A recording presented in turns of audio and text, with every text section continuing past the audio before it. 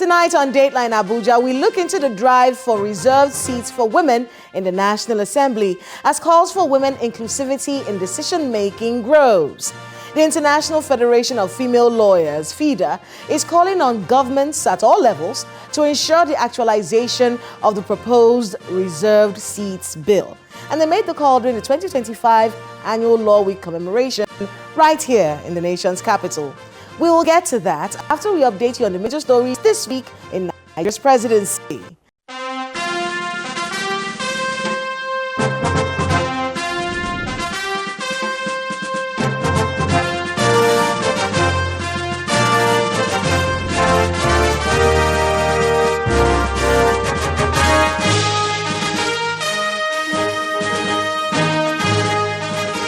Hello and welcome to Dateline Abuja. I'm Kayla Megwa.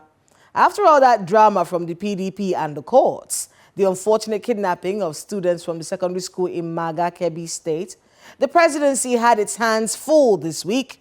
Here's how it all played out this week in our Abuja Wrap.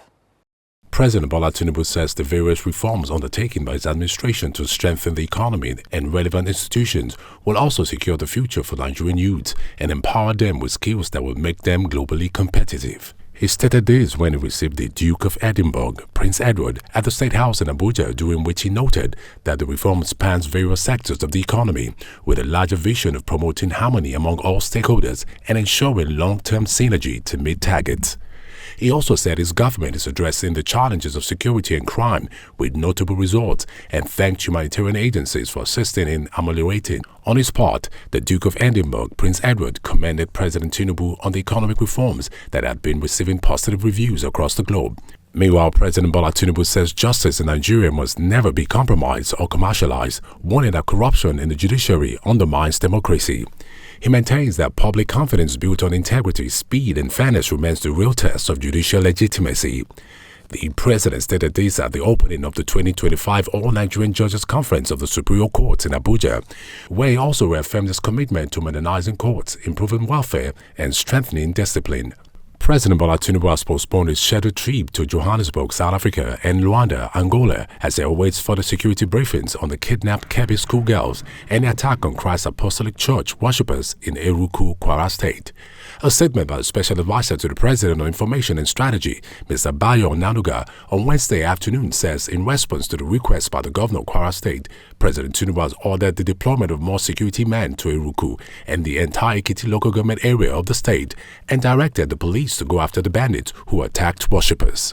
Also, President Bola Tinubu has asked Vice President Kashim Shettima to visit Kebbi State on Wednesday to sympathize with the state government and assure parents and guardians of the kidnapped schoolgirls that the government will ensure their quick release. The president also said his condolences to the military over the death of gallant soldiers and Brigadier General Musa Uba, who paid the ultimate price while on active duty fighting insurgents in Borno State.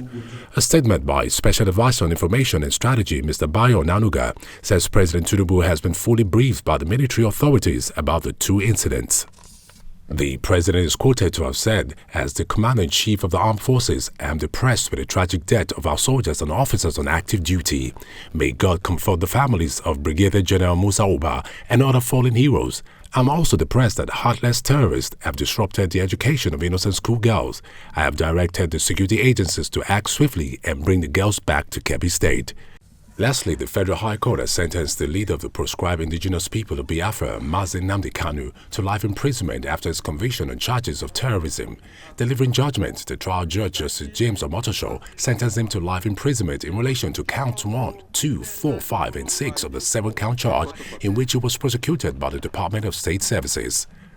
For count 3, which relates to the offense of belonging to a proscribed terrorist group, Justice Omotosho sentenced him to 20 years imprisonment without an option or fine. For count 7, which borders on his unlawful importation of a radio transmitter for the purpose of furthering the activities of Radio Biafra, which is not registered in Nigeria, the judge sentenced him to 5 years imprisonment without an option or fine.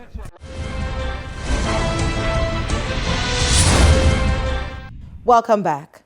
The Reserved Seats for Women bill is not just a legislative proposal. It's a commitment to building a future where every woman has the opportunity to contribute their voice to the nation's governance. That's according to the chairpersons of both the Senate and House Committees on Women Affairs. Speaking at a briefing attended by development partners and some female lawmakers, Senator Ireti Kingibe and Representative Kafilat Ogbara called for support to break the barriers that have hindered women's participation in politics and governance. Please watch this.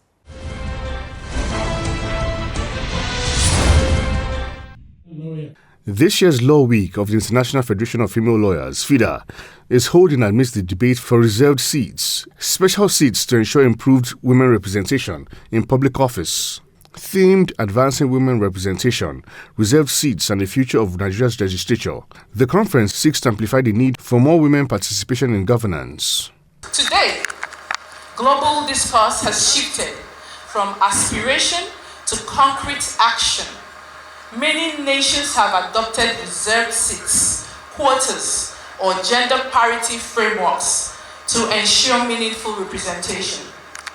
These reforms have deepened democratic legitimacy, sharpened legislative outcomes, and accelerated development.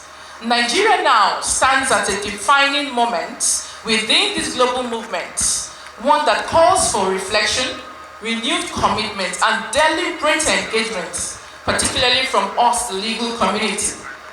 Our nation, no doubt, produces exceptional women in different spheres of life. Yet, our legislative chambers still do not reflect the depth of talent, demographic reality, or democratic promise of our society.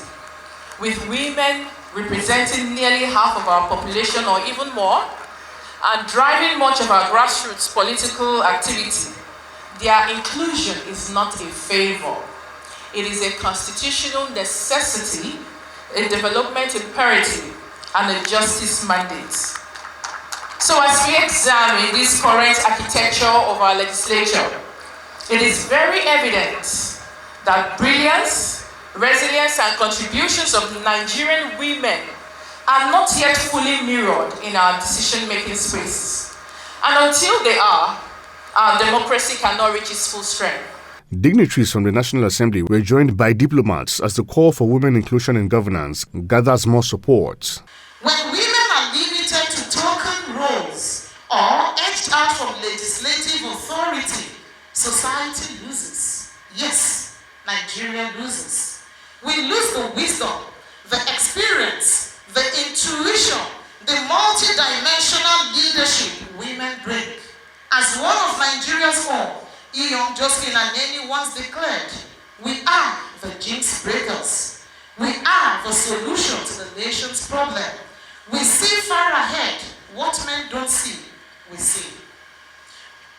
Her words remind us we are not asking for charity or favors. We are rightfully claiming capacity, competence, and vision. Nigeria is home to over 220 million people, which I'm sure you are aware of. I'm also sure you are aware of the fact that half of this population are women. We're talking about 49.43% of that population, according to Nigerian Bureau of Statistics estimates. Yet women hold fewer than 5% of seats in our National Assembly. I was there sitting down listening to the woman we are changing her name to Nigerian name from Britain, reading out the statistics because she is passionate about this subject matter, and rightfully so. Because a woman in Britain is a woman in Nigeria, and a woman in Nigeria is a woman all over the world. So if you protect the right of women in Nigeria, you're protecting the right of women all over the world. This is a structural imbalance with real consequences for governance, for development, and national cohesion. When women are absent from the legislature, perspectives disappear, conversations narrow, and our laws lose the balance that democracy requires. No nation can rise with half its talents standing outside the room. We must all be in the room. Various speakers, including the international community, decried the poor participation of women in governance in Nigeria, urging the government to be more intentional in its efforts at promoting gender equality. Women are longing to be free. The push for gender inclusivity has been on for years now and has been gaining momentum, with everyone asking if this 10th Assembly will be the ones who stand up for the women in Nigeria. In July, women in Parliament took the advocacy for the reserved seats bill beyond the chambers. The Reserved Seats for Women Bill aims to address gender imbalance by ensuring that a certain percentage of seats in the legislature are reserved specifically for women. This isn't just about women, it's about the whole country. It's about the development of the country. It is shown everywhere that where there are more female representation, the countries are better developed economically. And we know that as the giant of Africa, we need to get ahead of everybody. I would also like to call, as my sister said, on all the governors, because we need their support in the state houses of assembly. This seat is about Nigeria. I want to point out something else that may not seem obvious, but that my sister Kafilat knows. When we go to other parliaments and other assemblies, we are not fully represented unless we have women in our delegation. Now, where are the women? We don't have them in our state assemblies. We don't have them in our national assemblies. So for us to fully participate in everything else, we have to have more women represented. So I am calling on everybody that we have to have those reserved seats. Women must be included for the table to get stronger. Yes. Women must be included for the table to get stronger.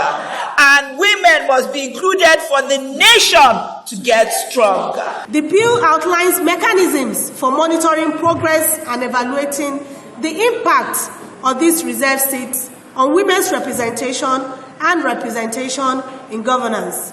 And this will be reviewed at every 4 election cycle. That's in 16 years. If we are able to pass the bill now, the bill will take effect for the next election and it will be reviewed after 16 years. The importance of the bill. The reserved seat bill for women is not just about numbers. It is about giving women a voice in decision-making processes that affect their lives and communities. By increasing women's representation, we can ensure that their perspectives, their views, needs, rights are adequately addressed in policy formulation and implementation. This bill aligns with international commitments to gender equality, including the Sustainable Development Goals, particularly Goal 5, which calls for achieving gender equality and empowering all women and girls. Studies have shown that when women are included in decision-making processes, economic growth is accelerated and benefiting to the entire nation as well. It will also interest you that we have sponsored 3 bills to increase the percentage of women in our security institutions recently, thereby promoting gender equality and inclusivity in our security institutions. All thanks to Right Honorable Tajudeen Abbas, the leader of the House of Representatives.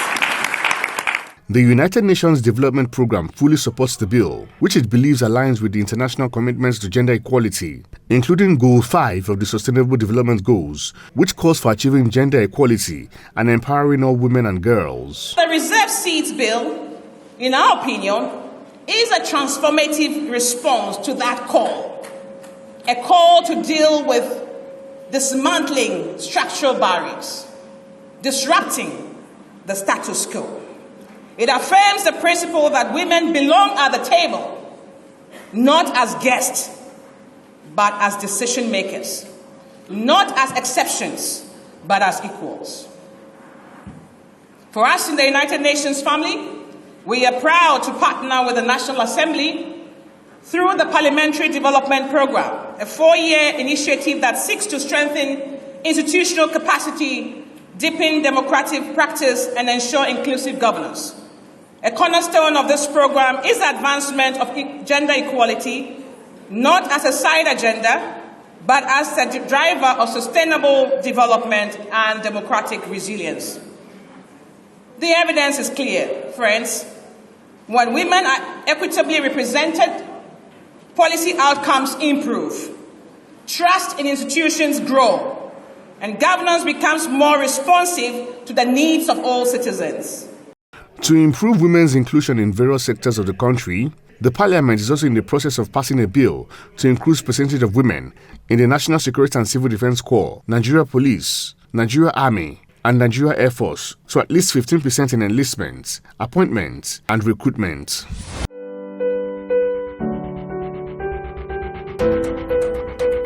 The Constitution Alteration Bill HB 1349, which scaled second reading on the 9th of July 2024, seeks to create additional seats for women in each state and the Federal Capital Territory FCT in both the Senate and House of Representatives, amounting to 74 exclusive seats for women at the federal level. In addition, it proposes 3 special seats for women in each of the 36 state houses of assembly, totaling 108 new state-level seats. The bill includes 4 key pillars: reservation of seats, inclusivity measures, implementation framework, and monitoring and evaluation. What could stand in the way of this legislation? My guest tonight is Obi, a women's rights activist and former country director of Action Aid Nigeria.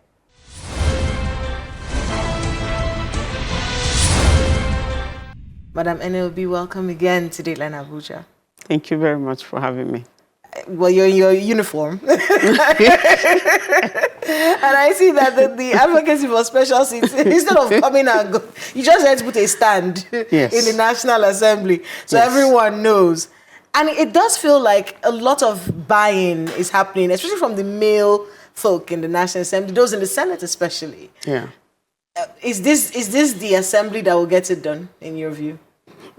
Hopefully so, because the issue of women's bill has never gone this far in any assembly. Okay. The 10th assembly has come a long way with this. We never got to national public hearing before. You know, that we did to the zonal public hearing, to the national public hearing, hearing, and then we are now here. The essence there was an advocacy group that was inaugurated. There was a huge committee which was inaugurated by the Speaker. And, from the House of Representatives, they really mean business. And so, the committee was, is headed by Honorable Affiliate on the 1349, HB 1349, is to make the special seat one that people will not forget. I think Nigerian women have enjoyed in terms of how this bill all started. We had, the 7th Assembly, it went so far. At that time, the proposal was like, who wants to give up their seat? And so it just died. Once they moved that motion, who wants to give, and people said, no, I don't want to give up a seat. So going through the 8th Assembly and the 9th Assembly, that says additional seats. We're not asking people to lose their seats, but additional seats so that you can enrich the discourse in the House. You can correct the imbalance of decision-making, the voices, at the National Assembly, because what we have currently is a male parliament. You can't say further than that. These are the people who are going to vote. Some of them will come outrightly and say, I'm for it. You don't need to convince me. And they will just sign to say, I am for it, and they make pronouncements. But there are other people that are asking so many salient questions as well. Additional seats from where? Additional seats from where? And what is it going to cause? Some of them have actually not heard much about the bill. Some people say, I don't know about the bill, because when you have 360, it's a huge one. It's a huge number, and we cannot take it for granted. People should not take it for granted that everyone has heard of the bill. It's one thing to be received at the national level. We do have to understand that cameras are on these particular legislators. And because they are constantly being watched, of course, they would act in certain ways, whether they're genuine or not. They're conscious of that. It's a different story when you go to the States, isn't it? For this to be fully implemented, it's not just the National Assembly. That's right. Even the buying of the state assemblies. How much advocacy and lobbying is going on at that level? Going to the state, when you are talking of the state level, if we have a passage from the national then we have to face the states. Work has been done, groundwork has been done already. You know, we have the National Council of Women's Society, we have FIDA, NAWAJ, and the huge, you know, Women in Politics Forum. They are all spread. You know, we have grassroots organizations, you know, or community organizations, and also state-level non-governmental organizations and civil society that are working tirelessly. We are also worried about free and fair elections. You know, those are some of the things. So there are some technicalities, because one of the things that happened during the harmonization meeting was if you want 37, the discussion was if you want 37 at the House of Representatives and then you want 37 in the Senate, then it doesn't balance in terms of the ratio. And so a member suggested, you know, that a member of the committee suggested that if 37 is going to go to the Senate, then let's triple, you know, what we need, because that's for women, 3 women in the House of Rep. You know, that's the only way that the proportion will be a bit balanced and all of that. So I want to say to your question that everyone is gearing up, but this campaign is being heated up at the national level, because there has to be a voting at the national level before we go to the state level, and then down there. Because the way it is that what is still standing now as it stands, if the Senate doesn't adjust and it goes into voting the way it is, it's going to be 6, you know, one per geopolitical zone. They have not talked about Abuja. Maybe they are going on the final comment on the constitution before they take it for the voting. Abuja, so we hope that something will happen.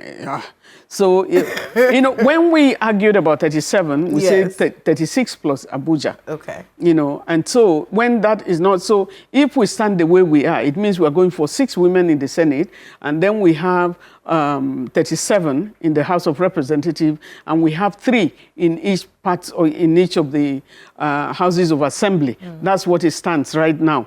And that 3, you know, we have in 14 houses, there's not a single woman. This is to bring in some level of representation, you know, to all the houses, and then additionally to those that don't already have it. So we're combing it out there, but I can tell you that it's quite stressful because of a lot of things going on in the country. As we wrap up, I just want to bring up to your notice a fear that I saw online. Somebody said online, they said, while we're busy trying to get more women to be represented, there are women in the National Assembly who are at risk of losing their seats in the next election. And they talked about Natasha Akpoti-Uduaghan and, of course, the issues that have happened over the past few months. And, of course, her chances in the next election. Another person that people brought up was Senator Ireti Kingibe, who's having to deal with the FCT minister and all of the calls for Senator Aduda, who she won the seat from, to come back. Is that something that you could think about? The fact that the women who are even there right now may lose their seats? There were quite a number of women that lost their seats in the last assembly, because we had 8, you know, before that came in. And it's really surprising the more we are working, because if we are working, you know, the way, you know, civil society is working, and the International Development Agency is pouring things about women representation, if it doesn't turn out in numbers, then our work is not, we are not, you know, it means something is really wrong there. You know, and if she is at risk because of the suspension and all of those things, that should not be the reason why, you know, she will lose her seat, because she's serving her people. If she's serving her people and her people want her back, there's no reason. That's why we're calling for transparency and accountability, you know, in the election itself, fairness, and let the votes of people count. If the votes of the people count, and Natasha's, you know, constituency want her back, why should she lose her seat? You know, because there is a lot that is going on about fairness in the election itself. For Ireti Kingibe, you know, we are pulling around with a lot of politicians doing so many things. We need to look at the fact that the issue of representation, nobody owns this world. The world belongs to God. And so if you think you are too powerful that you can cheat people out of, you know, things that should be done normally, what are you? Leadership is about service. If you really want to lead, you won't be angry or hungry to go and lead, because leadership is sacrifice. It's a major level of sacrifice that people should look for you to go and serve. I know a number of politicians where their constituencies look for them. Please come and serve us. I know a number of them, and they are still there. So the women should not lose their seats because someone else, because there's a quarrel, you quarrel with the FCT minister. It's important for everybody to work together.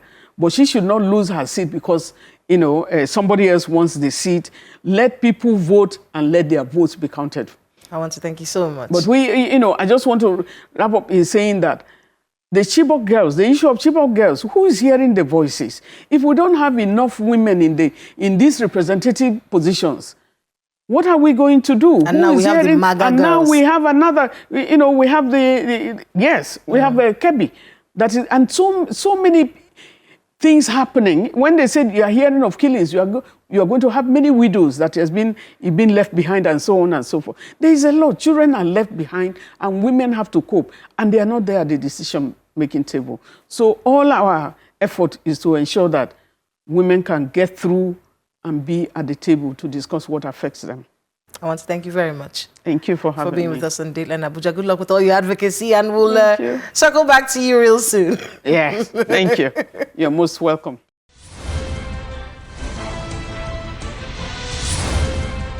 Thanks to my guest and to everyone who spoke to us today on the program. Support the reserved seats bill. It's one that could change our country. Please let us know the happenings in your neighborhood using the social media handle showing right now on your screens. Thank you so much for watching. I'm Kayla Magwa. See you next time.